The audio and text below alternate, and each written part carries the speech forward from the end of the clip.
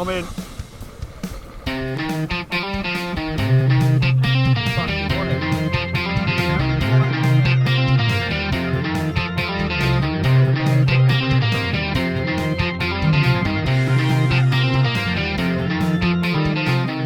Greetings, me old bass buddies.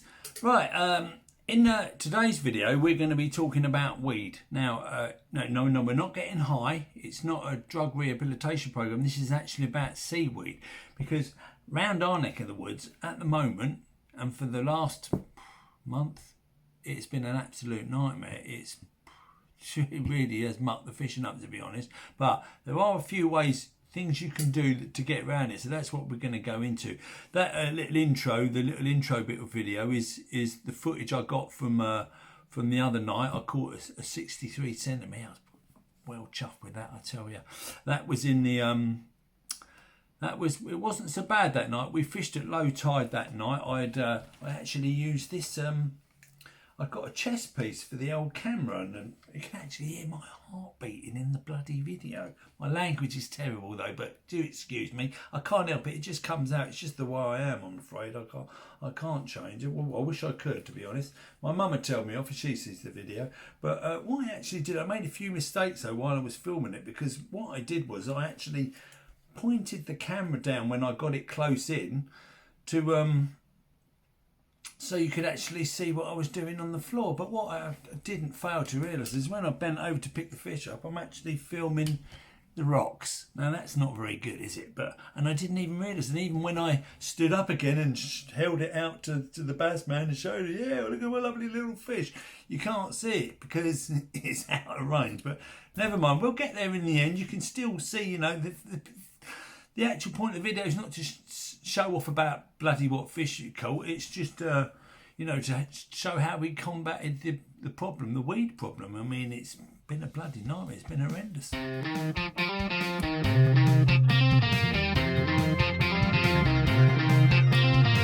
so basically, what I sort of discovered. I mean, I'm not saying it's not a new thing. It's probably not. It's just something I've never really experienced, this sort of fishing like this. What I found out, well, I found out from Buddy Lee. It was his sort of you know, I sussed out. He explained what he was doing. But the first night I'd fished with him and the bass man. We'd gone down one of our little local marks.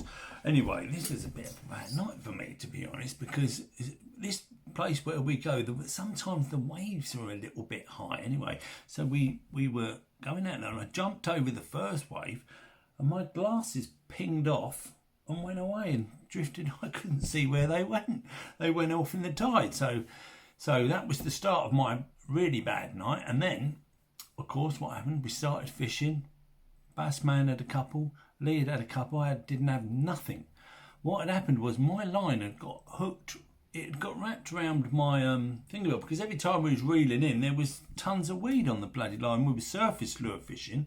Every single time weed. The minute you got a bit of weed, you ain't going to catch anything. I think both times they had actually connected with fish, not big fish, only little ones, was obviously the lure had just got in the water. They just started working it away. Once it was coming in, that was it. You buggered. But what had happened with me? Where the wind was bowing my line. This is why you should always try and keep your line taut when you're thinking. But another thing, I learnt this that night. I was letting it slack and getting the weed off and sorting it out. But what had happened is the wind had blown the braid around the thing. So I was trying to unloop it like that, and it ended up getting bloody tangled up. So I spent about the next 20 minutes in the shore. I couldn't even see the knot because I didn't have my bloody glasses. Anyway, so eventually Lee Smith came in. He came and he helped me get the knot undone and everything. I got back to normal, went out there, did it again. Fucking, would you believe it? I bloody did it again. Anyway, I managed to get it undone. Then we decided we was going to go and try somewhere else. And to my dismay, and utterly, I've had the right arm, to be honest, we went off to the next venue. Now the old light was going now, so no problem, no light. It's a bit embarrassing. Do you know what I mean? I couldn't even undo the bloody lure clip. I could not see what I was doing. You know, my eyes are definitely not what they used to. Anyway, Then the next problem was my bloody light. It must have gone off in my pocket a couple of goats before because it was completely flat. So now we're fishing in the pitch black. Not only couldn't see because of the light, I couldn't see the bloody lure. I couldn't see any anyway. So just when I was about to give up, I got Lee put a little kimono, the Joker, my favourite Joker, cast it out. Bloody hell, would you believe it? Bang, I was in. I had a £5 that night, and you can see it in the picture actually, so I was well chuffed with that, so it all came to good. But that's not what, this wasn't about that. I didn't understand about the weed problem then. This was just, that was a really, really bad night.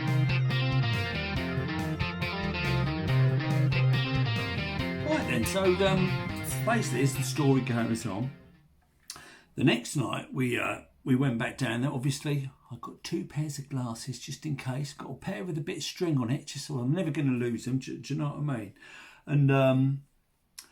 And obviously I had a light, my charger. Incidentally, I bought a new light. I'm going to show you that in a little while. It's absolute corker. Anyway, like this was the tactics changed the next night. I hadn't caught anything. I tried different lures, surface lure fishing, same old scenario, bloody weed every single time. So what I did was, I stuck the old Mega Bass Dark Sleeper on. Now, this is the little diddy. This is the Drongo or something like that. And bloody hell, would you believe it? All I did was cast it out, reeled in micro slow, bang, I was in. I couldn't believe it. I looked straight away. Actually, it wasn't on that one.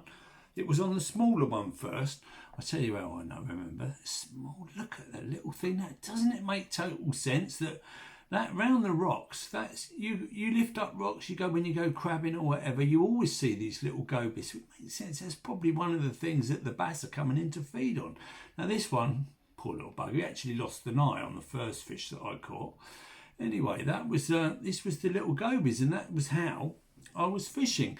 Now, my friend Lee, who I was fishing with, he was using a Senko, and what he explained to me, that what he actually does is, this is probably not new. If people who've been fishing probably know this anyway, but I wasn't too sure why. I knew it was a slow retrieve, but he actually cast it out and just let it go along with the tide. You don't actually reel in, because that way it is actually going along with the weed. Not because of the weed. This is one way how you should fish with them sort of lures anyway. All the time you start reeling in, you're going to pick up thingabobs. And the funny thing is, he was using a Senko.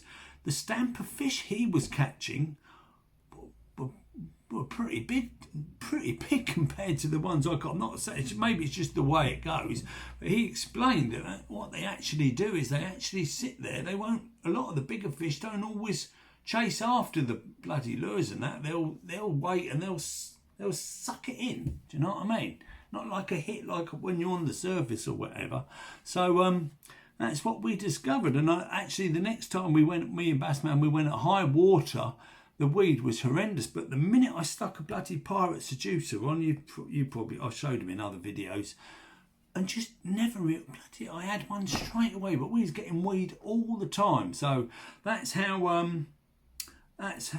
you can. I'm not saying it would totally combat it, but that's one way of at least getting a little bit of a fishing. You know, all the time you're reeling, you ain't got a chance, especially around our way. I mean, the weed is absolutely horrendous.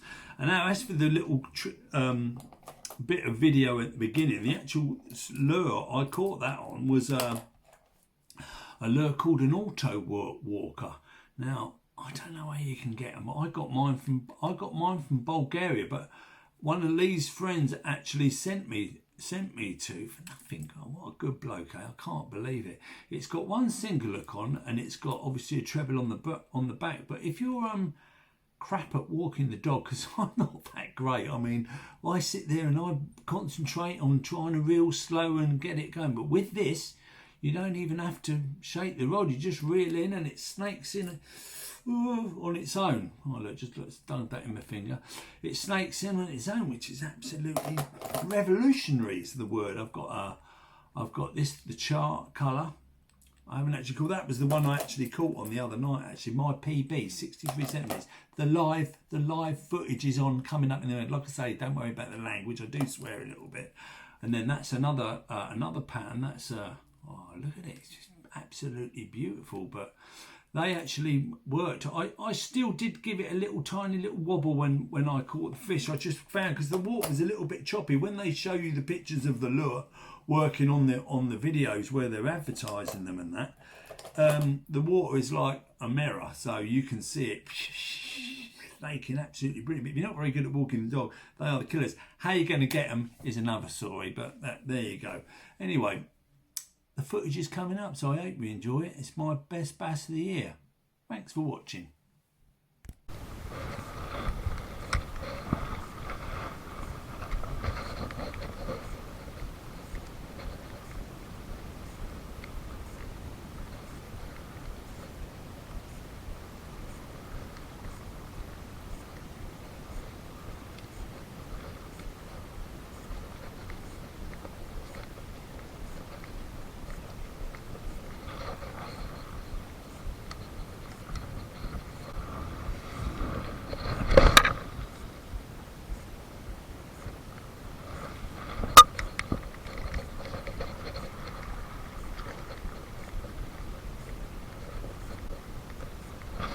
I'm in. Fucking want it. That was right out there, that was. I think this is quite good and all. I think this is quite good and all. This is on the auto walker.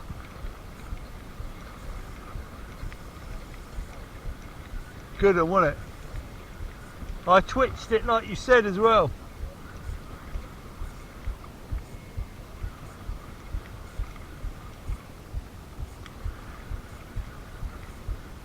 You can run, but you can't hide. It's coming in a bit of a dead weight, actually.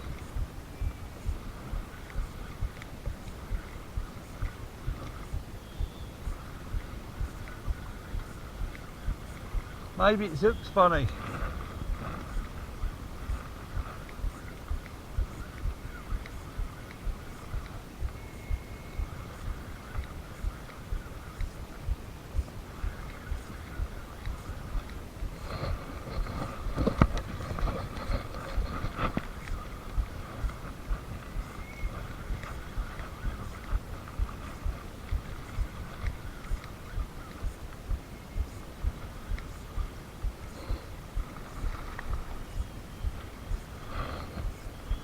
Fucking ain't bad. Fucking ain't bad. It looks like a fucking American black bass.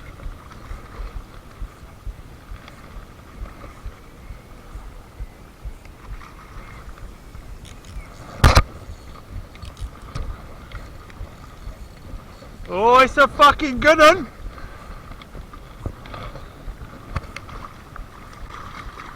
I'll have to get... What? Fucking, that's a fucking good one! I'll have to get the tape measure out for that one.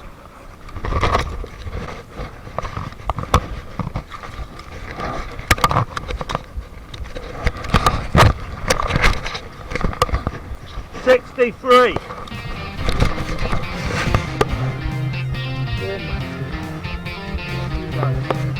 Off you go! Off you go!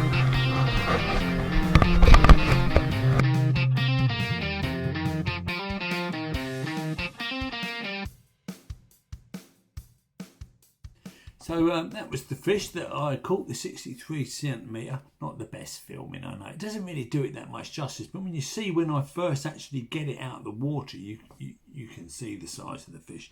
Anyway, as for fishing that night, it's something I really want you to bear in mind, because it don't actually explain. But you know, when I was talking about the soft plastics, you know, there's got to be tide run. You can't. It's no point just plopping it out there. I suppose you can jig it in, but what we're talking about is fishing the tide run, and they're you know, to sort of combat the weed, letting it drift in the tide. If there's no tide, it ain't going to do that. Anyway, because that night, when I caught that one, there wasn't any tide because it was right bang on low water. So you're not going to get that much weed anyway. The water was crystal clear. Anything. I actually lost another 2 that night on the on that auto walker, the same lure. Whether it had got caught on that little hook or whatever, and 2 of them they got off, but they both were really good fish. But yeah, so basically, I just want you to understand that because it's pretty important. That's why, you know, I was saying, like, using soft plastics, we're drifting it in the tide. There's no tide, then it's going to be a different scenario. Anyway, there you go.